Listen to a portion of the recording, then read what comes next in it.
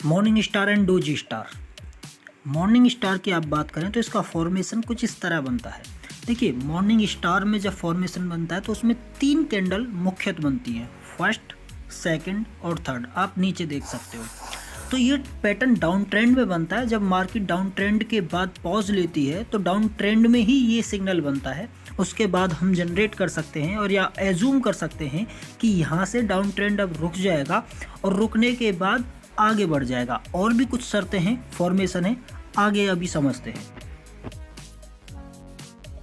इस फॉर्मेशन में पहली वाली यानी नंबर 1 वाली कैंडल बड़ी और बियरिश होगी। मॉर्निंग स्टार में सेकंड नंबर की कैंडल या तो एक छोटी कैंडल होती है या एक डोजी होती है, स्पैनिंग टॉप भी हो सकती है।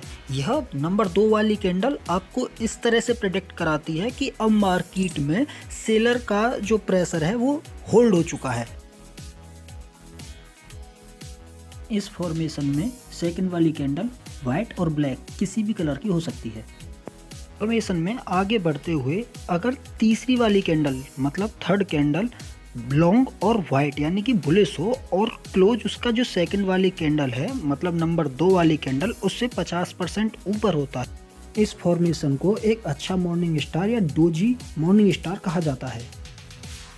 फॉर्मेशन के बाद बात करते हैं कि बाजार किस तरह अपने पैटर्न से दर्शाता है कि वह अब किस तरफ चल रहा है, किस तरफ चल रहा है। देखिए, जब पहली कैंडल थी या पहला सेशन था उस समय मार्केट कंटिन्यू डाउन ट्रेंड में था और वहाँ पर बियरिश हावी थे मार्केट पर। लेकिन उसके बाद एक कैंडल बनता है, छोटा सा स्मॉल कैंडल बनता है और उसकी छोटी सी बॉडी होती है, जिसे आप डोजी भी बोल सकते हो, वहाँ हैमर भी हो सकता है, स्पिनिंग टॉप भी हो सकता है, जिसकी हम बात पीछे कर चुके हैं। तो उसके बाद मार्केट में बियर्स का जो कंट्रोल था वो थोड़ा कम हो जाता है और जब कम हो जाता है तो उसके बाद बुल्स के माइंड में आता है कि अब यहाँ से हम बाउंस बैक कर सकते हैं। इसके वजह से जब बुल्स की जो थर्ड वाली कैंडल है, पहली कैंडल बनती है बियरिश बनती है, सेकंड कैंडल बनती है वो छोटी स्मॉल बियरिश या एक डोजी टाइप बनती है, जिसपे कंफर्म नहीं होता कि क्या होने वाला है। लेकिन तीसरी जो कैंडल बनती है थर्ड कैंडल वो एक बुलिश कैंडल बनती है, जिसके बाद बियरिश को सिर्फ ये अनुमान होने लगता है कि अब यहाँ से डाउन ट्रेंड खत्म हो गया, अब यहाँ से बुल डोमिनेट करेंगे। उसमें 2 रीजन हो सकते हैं, या तो वो अपना प्रॉफिट बुक कर रहे होते हैं उस समय पर, या फिर वह नए बायर वहाँ पे आ जाते हैं, वहाँ पर एक सपोर्ट मिलता है और सपोर्ट के बाद मार्केट ऊपर की तरफ चलने लगता है। तो इस चीज़ को आप ध्यान से समझिए। ध्यान से समझने के बाद आपको तीनों कैंडल्स का मतलब निकालना है और मतलब निकालने के बाद आपको फिर से ऊपर की तरफ या नीचे की तरफ मार्केट किस तरफ मूव करेगा उसको जानने के लिए आपको सपोर्ट और रेसिस्टेंस को समझना होगा और उसके बाद आप अंदाज़ लगा सकते हो कि पैटर्न क्या है, पैटर्न का कौन वे क्या है, पैटर्न का रास्ता किधर चल रहा है। आई होप आप ये अच्छे से समझ गए होंगे कि इसमें आपको 2 चीज़ों का ध्यान सबसे ज़्यादा रखना है।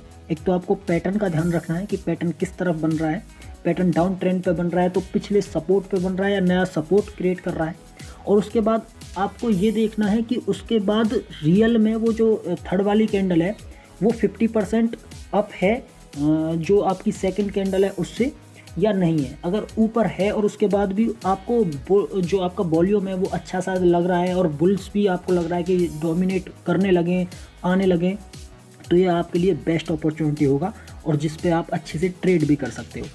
इसके बाद आपको जो थर्ड कैंडल है उसके साइन को भी अच्छे से समझना है। वो अगर गैप अप ओपन हो जाता है सेकंड कैंडल से तो ये आपके लिए एक पॉजिटिव और एक बहुत ही अच्छा साइन है, जिससे आप ये समझ सकते हो कि भाई मार्केट में एक अच्छी मूव अब यहाँ से आ सकती है। रखना हो तो स्टॉप लॉस आप सेकंड कैंडल नंबर 2 कैंडल के नीचे रखो, ये आपका स्टॉप लॉस पॉइंट है। इससे आगे या इससे नीचे आपको अपना स्टॉप लॉस नहीं रखना है। तो दोस्तों, इस वीडियो में हमने समझा morning star and doji star को, फॉर्मेशन को, what does the pattern convey, how to trade और स्टॉप लॉस। ये सारे पॉइंट हमने इस वीडियो में कवर किए।